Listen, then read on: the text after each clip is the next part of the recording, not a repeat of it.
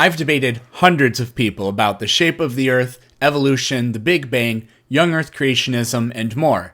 And now, you can too. Rational Answers to Stupid Questions is my book that covers all these topics and more. Or if you simply like learning about science, I did tons of research and there's lots of great content. The book is available on BookBaby, who did all the design, printing, and editing of my book. If you ever want to write and publish your own book, they have an incredible staff that can make that dream come true. Check out the link in the description. Enjoy the video.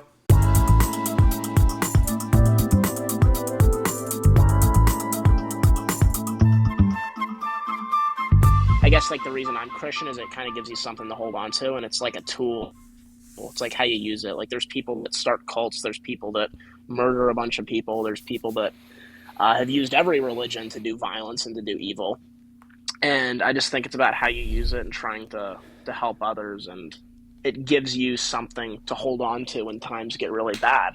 So, I mean, that's kind of why I believe in Christianity, in that perspective. So it's like, so I mean, do you think, oh, you go. I wouldn't disagree that Christianity has some social utility. It's been extremely successful, but has it been successful for the right reasons? That's a conversation to have. I mean, throughout Europe for centuries, it was illegal not to be Christian, or it was illegal to marry somebody that wasn't a Christian. And there were like blasphemy was illegal, for example. So I would argue that it made most of its headway via brute force, we could call it that. And then, I mean, today most Christians are decent human beings. The only ones that ever make noise are the scum of the earth, unfortunately, in a lot of cases. The ones that make a lot of noise. But that that doesn't absolve it of its past. And even if today people are fundamentally different, that doesn't explain how it got here. Like, oh, the reason it was so successful is because of how it forced everybody around the world to hold hands. Arguably, that's why it was really popular in the Roman Empire. Its very origins were like that, but there's it's quite a long negative history. Yeah, I mean, I think that's genuine with like every religion, right? Like, I mean, when the world was getting created, there was a lack of resources. People would fight over what they had to try to take more, and there was people with greed that tried to take more than they needed, and they didn't give any to their people. And that's been with every single religion, I think, since the beginning of time. And I think like the overall, argument is like, for me, it's like, if you just take Christianity aside, like every single ancient culture in the beginning of their creation talked about beings, giving them advice, giving them assistance, helping them out, do certain things. And thus far as I've seen, I haven't seen like the Mesopotamians, they believed in God. The Egyptians believed in gods. The ancient Chinese cultures, they believed in gods. Like all these ancient societies believed in these deities that were more advanced than them, that helped them develop. And for me, when I look at that, it makes sense that there is something out there greater than us that manipulates our reality when they choose to. But it's not something the average person like knows. Like a lot of people think that like, oh, I hear it in my church even, like, I know Jesus. Like I speak to him all the time. Yeah, those people are wacky. Yeah. I talked to a guy the other day. I'm not back though. I talked to a guy the other day. He's like, I know Jesus is real because I can cast out demons and I can heal people. I was like, oh, you precious idiot. Yeah, that's a lot. And he said he hears voices too. So I was like, oh man. Oh, jeez, yeah. It's like a lot of, I mean, you do wonder, like there is a lot of delusion with it. Like people think that like they can cast out, a demon, or they can, do all kinds of stuff. But like, I mean, there's been moments in my life, right, where I've gotten like intuitions about, oh, this person don't trust this person, they're going to snake you. And it turned out I did trust them because I didn't listen to it, and they did, you know. And it's just like there are like intuitions we can kind of get, and there's like I think there's a realm of knowledge that we can tap into given the right experience and training, and I think desire to try to understand it. Because there are so many things we can't comprehend or understand. Like there have been people who have had stage 4 cancer and someone prays for them. There's no medical explanation and somehow they get healed. I mean, there's people that have had, I mean, all Yeah. kinds of incurable Emphasis on diseases. somehow. Yeah, it's something does it, but like according to that, and then you ask like, well, why doesn't everybody get healed? I mean, obviously, like I don't think anybody wants to be I just dying had an hour of and throat 15 cancer, minute conversation about that exact same thing. Don't traumatize Uh-huh. me. Oh, you don't want to go through it? Okay. Don't traumatize me. I got you. I got you. Um, but yeah, I mean, it's just kind of for me. It's just like there's so much we don't understand, and I think naturally, religious people they go to supernatural before they go through every natural explanation, right? Like they feel that there's a change in temperature in the room, and they think, oh, it's a ghost, you know, instead of thinking, well, maybe there was a gust of wind, right? Like, or like you're in an old house and you hear the stairs creak, and you think, oh, there's a demonic spirit trying to attack me when it's just the house is old and it. So I think there is a tendency of religious people in general and spiritual people to their first explanation is um, spirit when it's not, when it's just a gust of wind or it's something else that they don't completely understand. Um, but I think like basically just for me, it's like I think we need to look at science. I think we definitely need to use science as much as we can. But when that runs out, I think we do have to try to. I mean, you know, when you don't understand something, try to seek a higher power that can help. You know, Oh no. No. I strongly disagree with that.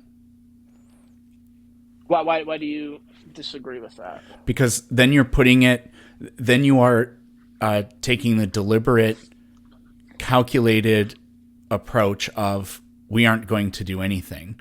This is like when people say, well, I'm just going to put it in God's hands and trust that blankety blank will happen. There's no reason to do anything if you're going to do that. I mean, because if God is real, then God could fix literally anything. Hmm. And so, but whatever the problem is, let's say we can't solve it. You should continue trying to solve it because, well, I don't want to just say. How do I want to say this? Even if we don't know, we should use science or we should investigate as much as possible, just ad Hmm. nauseum, in the hopes that something will come about.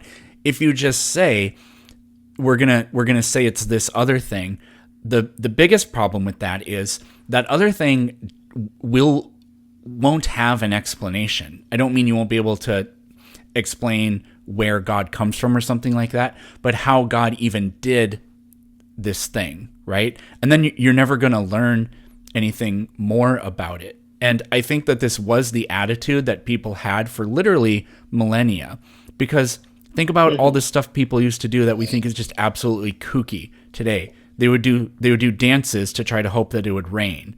They would live next to the volcano, which has very fertile soil, very good, but then they would Hmm. anthropomorphize that volcano and throw virgins into it or something crazy, or slit goats' throats in order to appease the thing, because they're sitting there thinking, look, we don't know why this land Hmm. is so fertile and it's so good for us. Well, maybe it's the all powerful zippity doodah that lives in the volcano. Okay, well, now that we don't understand at all what's going on, now the only thing we have left is clinging to superstition, and we're never going to improve. I guess that's my main problem. When you default to that attitude, I think you give up the idea of ever improving whatever you know. Yeah, no, that's a very good point. Yeah, no, And for like sure. I you mean, see the exact same thing with like sickness and disease and they say they're just gonna geopolitical and pray social for it's not social gonna woes. Like, well, we're just gonna Yeah, yeah. pray for whatever. I was like, I don't know. I mean, maybe throw some dollars at it or something.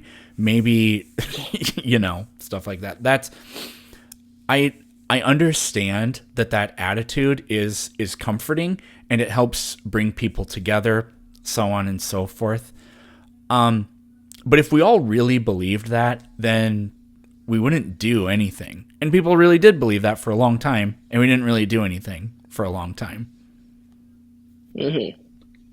Well, I mean, I think you can believe in it and still try to progress, right? Like, I think you can, if you have cancer, you can get chemotherapy or whatever the best medical procedure is at the time. But you could also pray to get your mind right, to try to get your body right, so it's best prepared to have a successful procedure or chemotherapy treatment. I think you can use both, and I think the problem is there's some people that use all faith and no fact, but there's also a danger using all fact and no faith because you need more. Like if you have an illness, the doctors can give you the best medicine, they can give you the best treatment, but at the end of the day, it's your body that has to heal using that treatment. And the reason they give you that treatment is that treatment gives your body the best chance to do that. And there's people who use the treatment and they use their belief that they're going to be okay and that they're comforted and then that this is going to work and they do get healed. And I think that increases the probability whether you just go off of the treatment. So I think everything, your mindset and your spirituality can have a big influence on whether you get better from an illness or a disease. I mean, um, it can. I mean, now we're kind of just talking about the placebo effect, but mhm. I mean, another thing with religious groups is they have a lot of social cohesion and people tend to be happier and healthier when they're part of Mhm. them. But Yeah. I don't think that's really because of their faith. I think it's because that's just kind of what happens when groups of people get together. And like there are some religious organizations that do great things around the world, and they say they're doing it in the name of whatever they believe in. I don't think that's the Mhm. case. I think being organized allows you to get a lot of stuff done, because you can raise money and you make networks Yeah. of people that are really powerful and they want to attach their name to something, so you get a grant from some guy that has all these people go and build wells in Africa or something like that. But Mhm.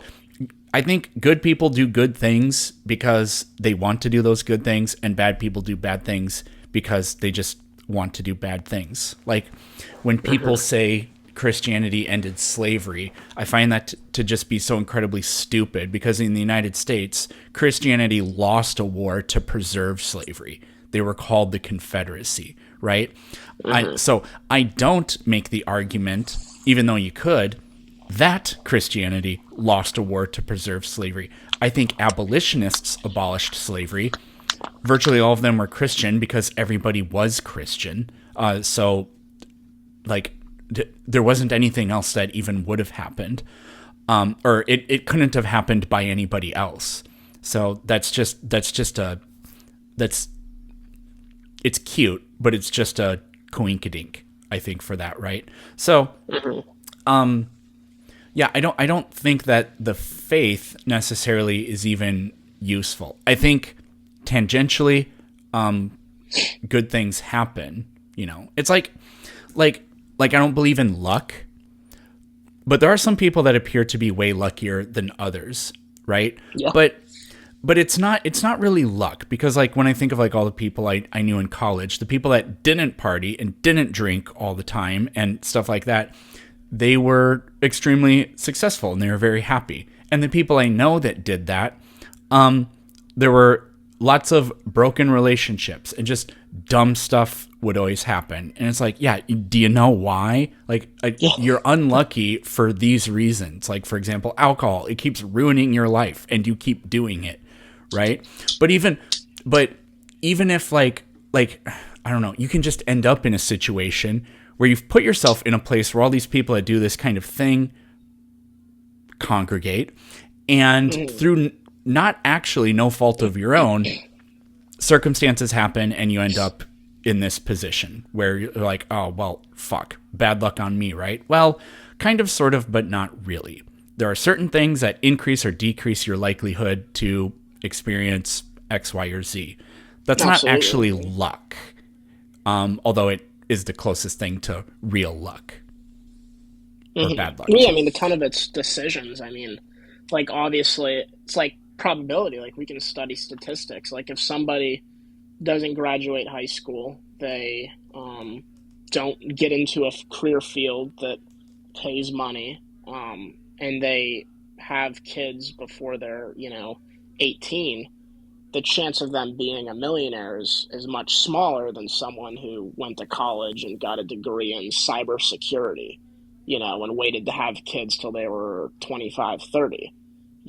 Like, a lot of things are statistical probability, for sure. I mean, I don't deny that. But I think it's just there is a narrative that I think some atheists have that, like, well, I can't be Christian and be rational at the same time, right? Which I disagree with. I think you can still have questions, still have doubts, still look for evidence, still look for proof, still study things you don't understand, and make the world better while having a belief in a powerful being. Like, I think you can walk and Yeah, I mean, chew there are gum at the Christian same scientists. time. The problem is when you try to answer or address specific questions, claims, or explanations, then you just kind of start sounding silly a lot of times. And those are a lot of the conversations that I have here. I mean, it's not unique to religion, though. It happens with politics. We know, like, this has been studied. Your IQ drops by about 15 points, which is huge when you try to read, like, an article or a problem that has a strong political leaning. Like, you can be given completely fake data about, for example, like some numbers having to do with, like, gun control or changing the healthcare system, and people completely lose the ability to read those numbers and actually be able to rationally and objectively conclude what these numbers are telling them. It's like they turn into NPCs. They're like, no, I'm only programmed to say these sorts of things.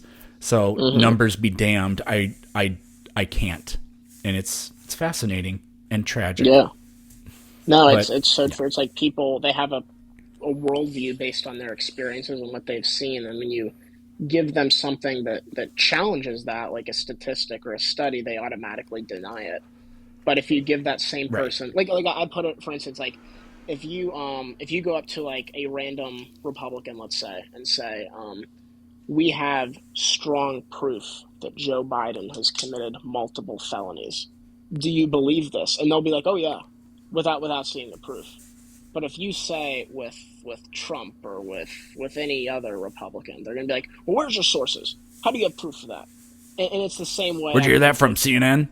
Yeah. It's like they get defensive, and it's on both sides. It's on both sides. Yeah. People are blindly will believe something that fits their worldview, and then when it's something that questions it, there's like a billion questions, right? And then it's like, you're getting, like, interrogated almost, and it's just interesting how that works. And it's like, I honestly think the liberals are far better at that, because, like, Joe Biden has lost huge amounts of support, for example, like over Israel, and the loss of the social tax credits that we had, and the failure to get anything done about minimum wage and all of that kind of stuff. Well, they did a little bit of stuff on it. They raised it for federal employees or whatever. But I mean, like Trump, he banned the bump stocks, and a lot of them didn't like the COVID vaccination things that were going on, but he never lost any support, because, I don't know, he's just formed a cult.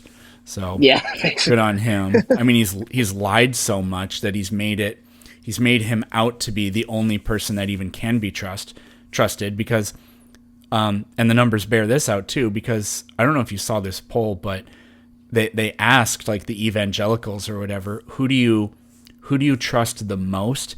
And Trump was ranked number one, more than church, more than family, or anything else. And when you're at that point, it's like, what in the actual fuck is going on?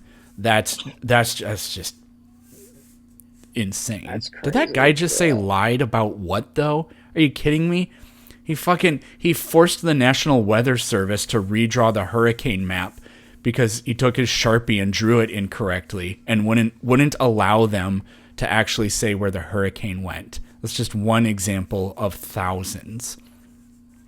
That's Or how crazy. about this? I won the election. Like, what the fuck are Yeah, you there's doing, a dude? lot Shut of. up. Anyways, so But yeah, myth. I mean, Okay, yeah, well, yeah. See right there. Some people, their IQ, you already started in the negatives, and it goes down even more. You can't do said anything maybe with said this. maybe Trump is right and we're all wrong. Yeah, yeah. That's yeah. What are the odds? What are the odds of that? Probably not very It's good. amazing. Yeah, there's like so much. For a I guy mean, that can't even read, that's where all the truth lies.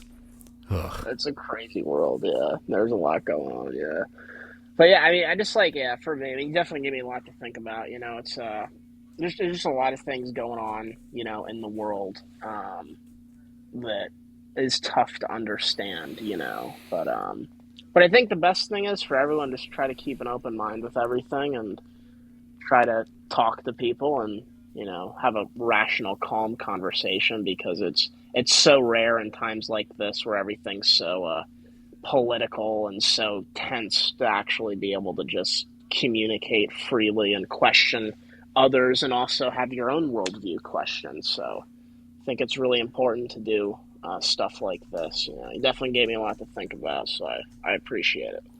You're welcome.